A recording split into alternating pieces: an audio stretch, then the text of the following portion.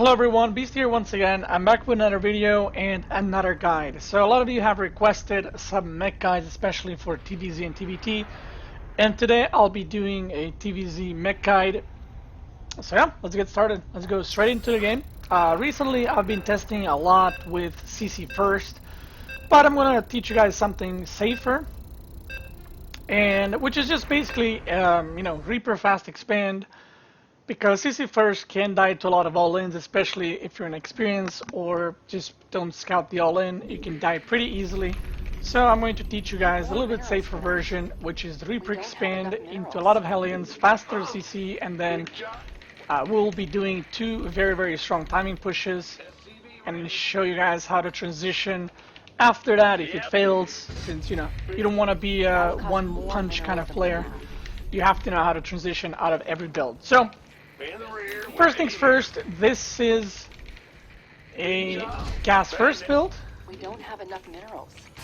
That'll cost so more minerals than gas first, barracks walling off, just pretty standard for beginning.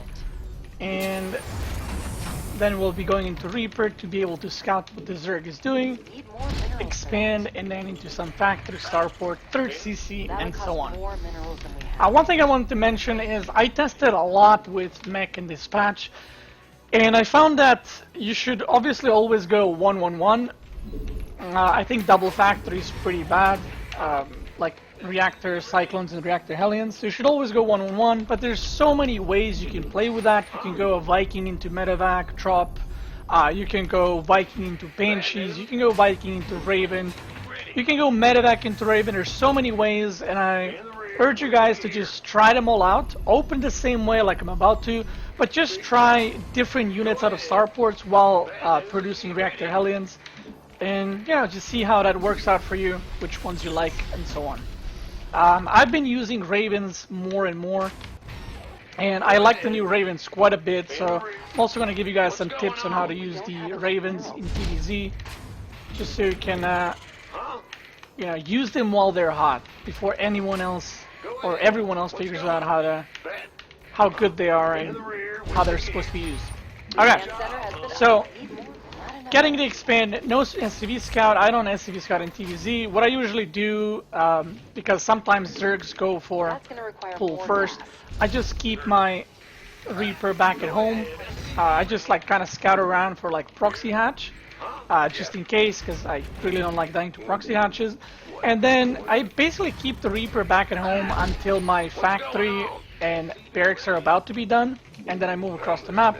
Because what sometimes happens is you will send the Reaper across the map, and then the toolings will come, kill your SCV on the natural, and just be very annoying. So I like to keep it back for a little bit and scout a little bit later. If you're not playing against a lot of pull first, then you can just go ahead and send the Reaper straight across the map. This is around the time where I send mine. As you can see, factory is done. CC is about to be done. So even if there was,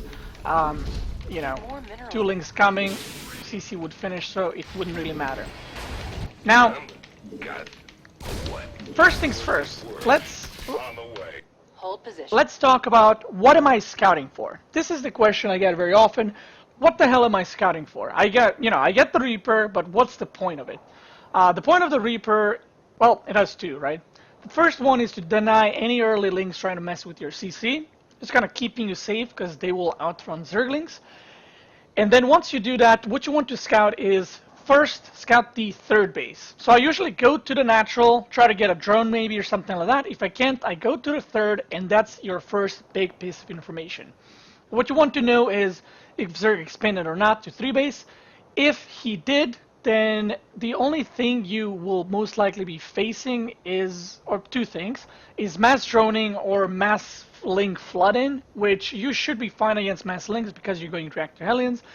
So 80% of the time it will be just droning up, so you should just be careful with your hellions, and from then on out you shouldn't be too worried about any upcoming all-ins. On the other hand, if you don't see the third base, that doesn't mean necessarily it's an all-in and you should bunker up and defend with everything you can, but you should be careful and you should try to get a follow-up scout in the main to see if he's going for a lair, to see if he has a roach warren, how many gases is he mining on, and so on. If he's mining on more than one gas at this point in the game, it's probably either a lair or, you know, 2 base roach all in, and then you can prepare accordingly by getting a Banshee, maybe getting a bunker, producing reactor cyclones instead of Hellions. So just kind of adjusting your build a little bit. If it's still, you know, some kind of Baneling bust, then just keep making reactor Hellions. And yeah, that's pretty much what you want to be scouting for, and that's your goal with the Reaper. Let's move on. Operation commencing. So I'm going to let this Reaper die because I don't want to lose time microing it. So let's say I'm going to the third, and we'll assume that I saw the third base, so the Zerg is playing standard. I'm going to go suicide the Reaper now. And that's it. From here on out, you're just macroing up.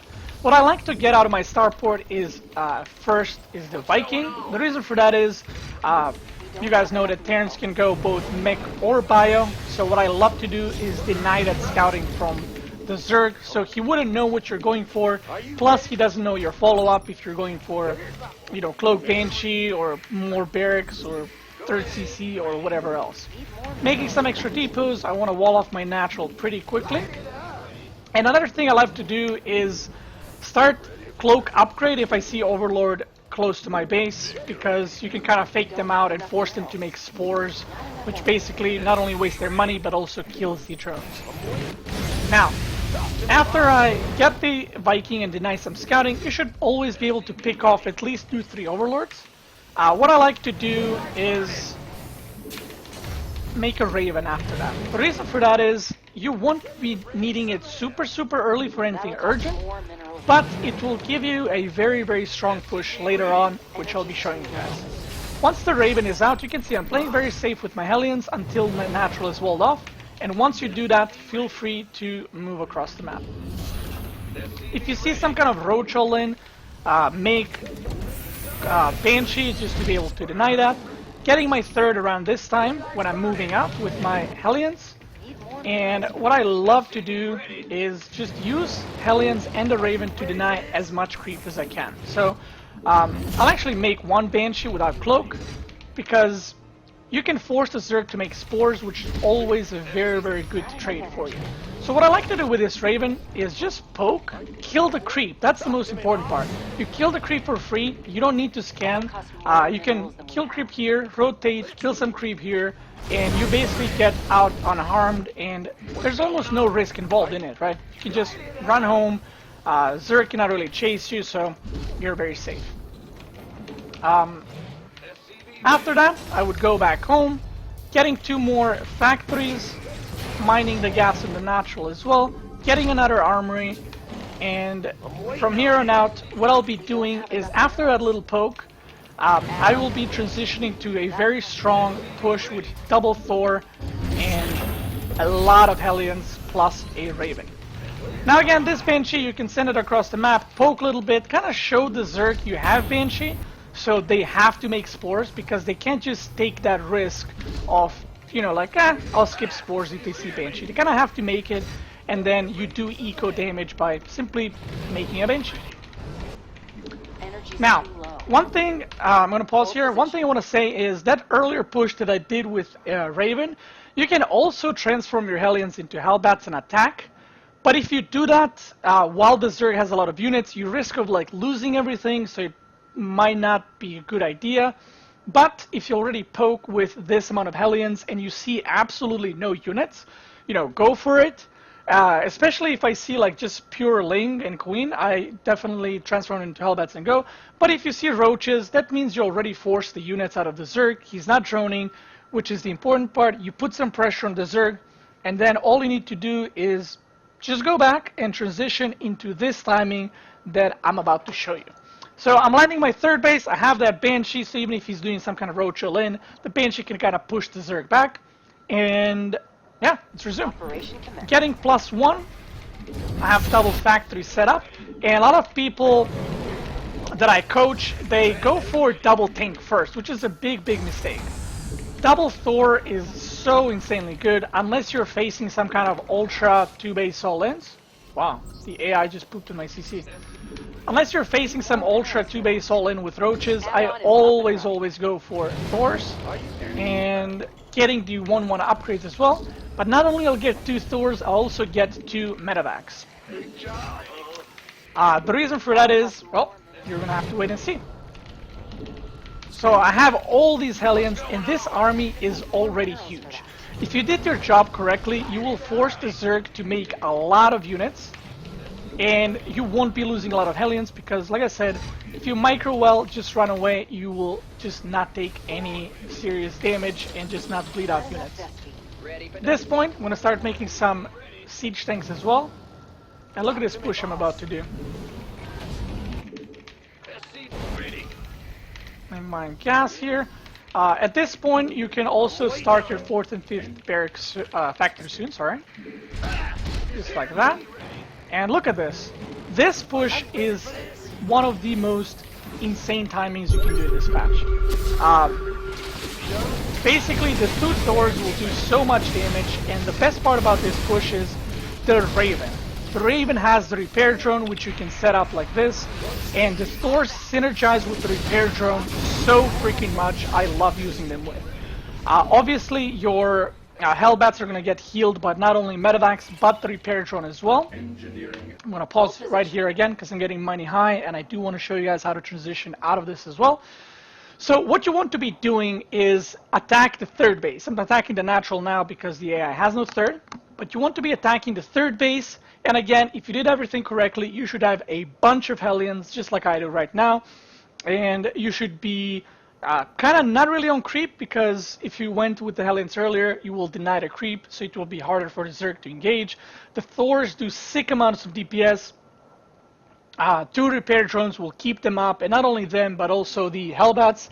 And what I love to do is when I do this kind of push, once the Thors are dropped by the medevacs, I load 2 Hellbats in one of the medevacs and just drop it in the main or in the natural to just kind of attack at 2 sides. Sometimes Zerg don't see and you end up killing a lot of drones, which is always a good thing.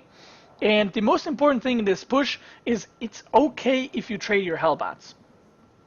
If you trade your Hellbats for a 3rd base, for a 4th base, for the army, or for the drones, obviously you want to trade equally, as long as you don't lose your Thors. That's why you have the medevacs. So the units that you need to pay attention to are the medevacs, the Thors, and the Raven. Those are the expensive units, so no matter what you do, you can always do like cute micro with, you know, microing back the Thor, letting the repair drone heal it up, but try not to lose them and try not to overextend with those units because they're super, super important. Now, let's say you did the push. I'm going to forget about the push now. Just like pretending we did it, and I'm going to show you guys how to transition out of it and how to continue the game and not just be, well, straight up dead after this if you fail. Okay, so back at home, adding more factories, as you guys can see. I'm going to add another CC. I'm going to keep walling off this. I'm going to make engineering bay. I have +1 for this attack. I'm going to add 2-2 very soon. And what I love to do in this new patch is just make Ravens very early on. So look at this. Instead of getting, you know, reactor, starport, and making Vikings, I found that Vikings are pretty useless in this patch. So what I like to do is just put the starport very early on the tech lab, maybe even get the Raven energy upgrade, and just start producing Ravens. So you can, you know, get a lot of them. So in the later stages of the game, you will have a lot of repair drones, which are actually really, really nice. Plus, you can use the lockdown ability that I'm still not sure what's it called, interference matrix on the Vipers to prevent them from disabling, well, their siege tank line if they're sieged up. And yeah, what I would do is leave a siege tank here, maybe make a Liberator or 2. You can always send those to harass with some shift queuing. And yeah, this is how you transition. Basically, my late game goal or unit composition, depending how you wanna call it. I don't like mass battlecruiser in TVZ. I prefer to, kind of be very siege tank heavy and just go into a lot of Ravens, maybe like 10 Ravens for repair drones, and then you'll be able to not only repair your units, but you will also be able to use the interference matrix on the Vipers and on Queens, I guess, if necessary, because you can cast interference matrix on them as well. After this, once you're maxed, you do want to push out the moment you hit maxed. Be careful of the Vipers. I've been testing a lot how to deal with Vipers, and this is what I want to mention, because people ask me on stream, what is the best thing you can get against Vipers? So, honestly, I think Ghosts are, sorry, not Ghosts, Vikings are very bad. As some of you know, the Vipers are changed, so Parasitic Bomb actually does almost, if not twice as much damage as it used to, but the Parasitic Bombs doesn't stack, which means if you cast 2 Parasitic Bombs on 2 units that are close by, the damage won't double, but the damage is actually doubled on the ability itself. So I think Vikings die way too quick, and they don't really kill Vipers, because the Vipers still get Blinding Clowns off. So I found the Vikings to be very, very bad. I've been testing a lot with Cyclones with the upgrade.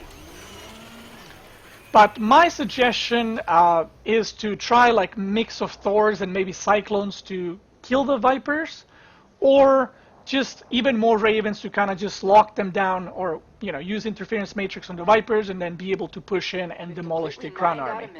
What I'll be trying next in my streams is to go Ghosts, so my unit composition would be Raven, Siege Tank, Hellbat, and just like 10 plus Ghosts to be able to snipe the Vipers. And I think that might be the best solution you can have in the kind of later stage, because even if you meet Broodlords, the Ghosts would be quite nice to snipe them. Plus you can already, if you see Broodlords, just go Mass Thor, Hellbat, Ghosts, plus Ravens, and that should be good in order to deal with it. Now let me see if I forgot anything. That's pretty much it. Like I mentioned earlier, when you go 1-1-1, try out different things. So this game, for example, I like opening Viking into Raven. You can try opening a Metadak, do the 4 Hellion drop in the main, try to do some damage, don't lose the Hellions. Then follow it up with Vikings so you can deny the scouting from the Zerg completely.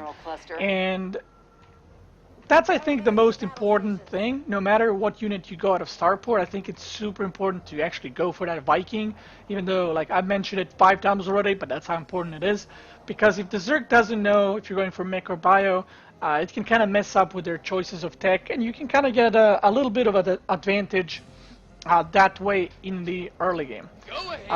Another thing is, every time you have a lot of minerals, just add more factories, add more starports, add more CCs especially, and make sure you have sensor towers kind of covering your side. So I would build a sensor tower like here and maybe on this side, so you kind of don't get surprised, because if you're out of position, that is the worst thing that can happen to you as a mech player.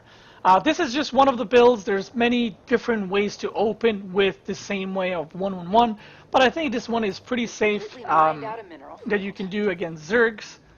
And that's it. I hope you guys enjoyed this guide. Let me know down in the comments below what kind of guide would you like to see next. I'm guessing it's TVT mech, because it only makes sense, right? I did a TVP guide, I did TVZ now, and the next one should be TVT. The meta will be changing, so I might release a new guide for TVZ mech or TVP, the guide that I did, because there will be a patch soon. But for now, I think this is the best way to play against Zerg. And again, I will be leaving the replay of this game in the description, so you guys can copy the builder exactly as it is and kind of practice it on your own. And that's it.